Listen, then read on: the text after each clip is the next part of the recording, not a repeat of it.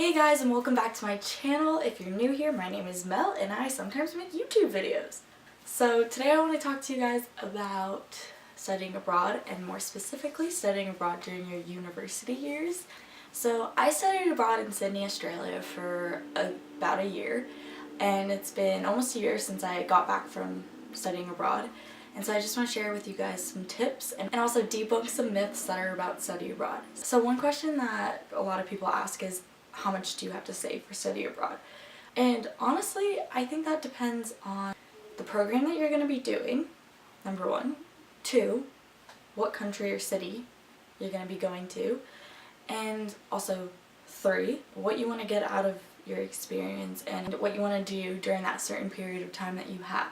And number four, of course, how long is the duration of your program? Because a one semester long program or a summer program is definitely not the same as a whole year long program, and you're definitely going to be having to save a lot more for that 1 year than for a few months. Another question that is frequently asked is, what classes can you take while overseas?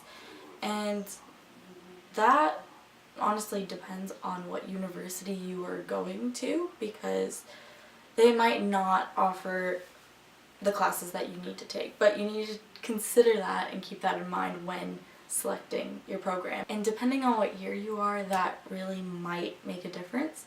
So definitely keep that in mind. The university that I went to, all of my junior year classes were offered there, so I was really lucky with that. Also keep in mind that the class that you want to take overseas might be a different grade level than the one that's at your home university. So for example, the university I studied abroad at, the classes that I took over there, some of them were first year or second year courses at that university, whereas at my home university they were third year courses. So be sure to keep that in mind while looking for your classes over there.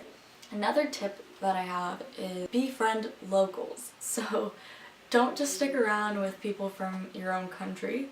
I'm not saying don't make friends with people from your own country, but don't just be restricted to that one particular group.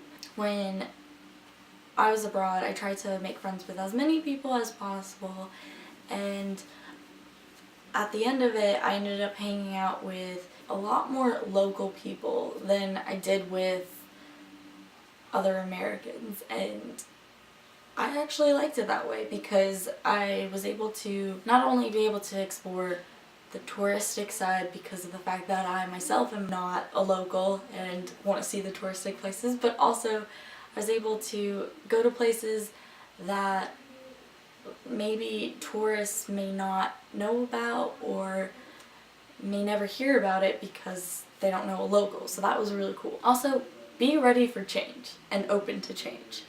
That is definitely one of the key factors of studying abroad and the most important thing to keep in mind.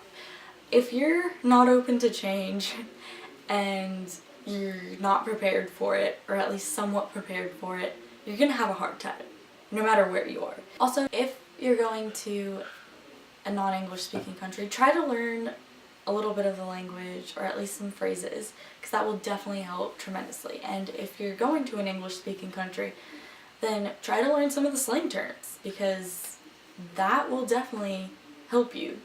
Believe me. In Australia, they have an abundance of slang terms. It took me a while to catch on to them. Some were easier than others because they just sound like the word itself, but just shortened. But yeah, so keep that in mind when studying abroad. Take advantage of being near other countries, because who knows when you'll be able to go to that side of the world again. So definitely take advantage of that. That is something that I was not able to do because of my financial situation while I was there, and also because of the classes I were taking. It kind of didn't really let me have that wiggle room to be able to explore. But you know, if you do have that opportunity, definitely take advantage of it. Also, do your research about the country, the city, and even the university that you'll be attending, because it definitely will be useful. If you do your research, you'll know more about the country, you'll know more about the city, and not feel so lost and overwhelmed. Also, if you do research on the university you're attending, then you'll be more aware of the societies or programs or events that the university may offer that will help in your academic life and potentially give you a resume booster. So that's always a plus.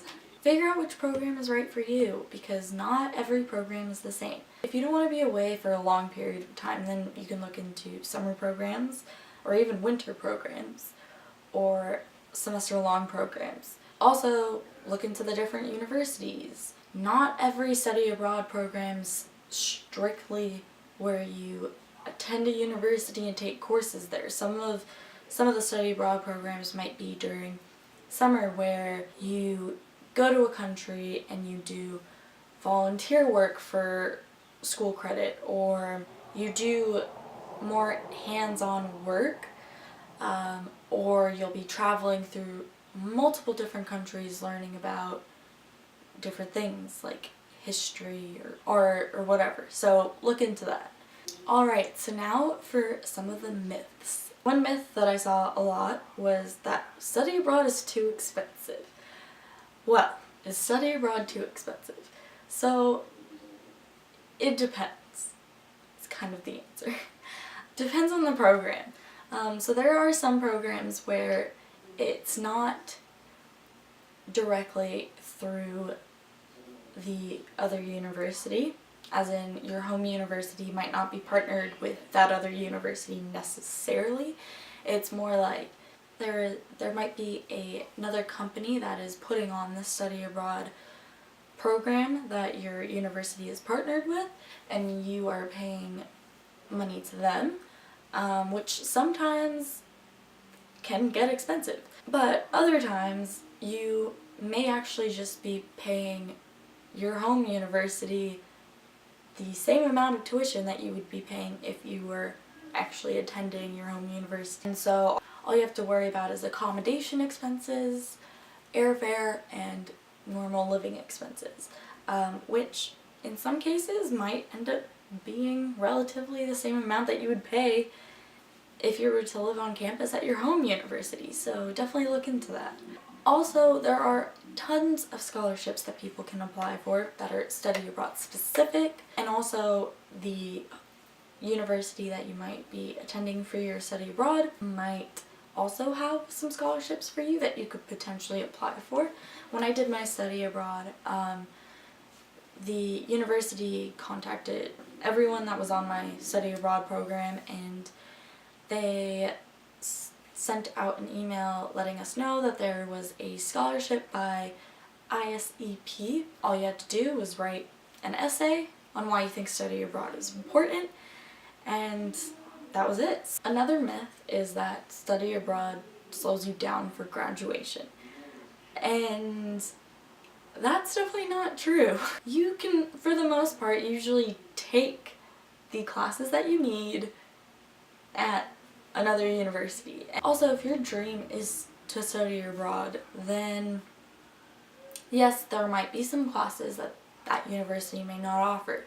But if you have this idea in your head from the beginning, then plan ahead, as in take the classes that you know that aren't going to be offered there a year before or something.